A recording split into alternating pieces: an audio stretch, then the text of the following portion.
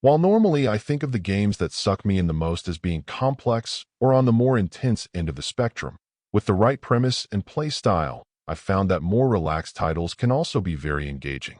With its childlike main character, a consistent sense of mischief, and an open-ended sandbox style of puzzle solving, I'd say Henry Halfhead absolutely qualifies as one of those relaxed but engrossing experiences. Starting out as a mere baby in his crib, you'll discover that Henry is blessed with the ability to move his consciousness into objects, allowing him to move and control them to some degree. Once you've been armed with this information, you'll then proceed to simply experiment your way through the game the majority of the time.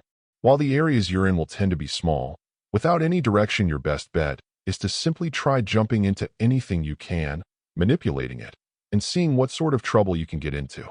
Sometimes your objectives are as simple as making a stack of items that get to a certain height, and in others you'll need to do things like find a battery that is needed to power an electronic device that you'll need to trigger something. This does sometimes require that you infer what needs to be done by simply looking at what's been made available to you, which can sometimes take a few beats, but in general everything is intuitive enough that you'll figure it out in short order. The thing is, the real joy here isn't necessarily in advancing Henry to the next stage of his life or small area that needs to be explored.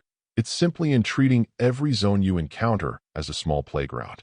In some cases, your persistence will be rewarded with a new hat or some special thing you can wear, but the fun is really just in experimenting and being a little troublemaker, without any worries for the consequences of the messes you'll make.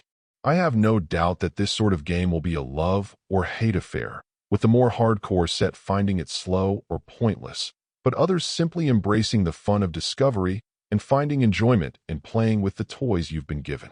In my case, I obviously found it delightful, even understanding that it can only be so deep in the end. Overall, my final score for the game ended up being a 8.3. And if you're interested in picking it up, it's currently available on the Switch eShop for $12.99. Thank you for taking the time to listen to this review. And if you'd like more information or ideas of indie games worth checking out on the Switch or the Switch 2, be sure to click on the link provided in the description. Until next time.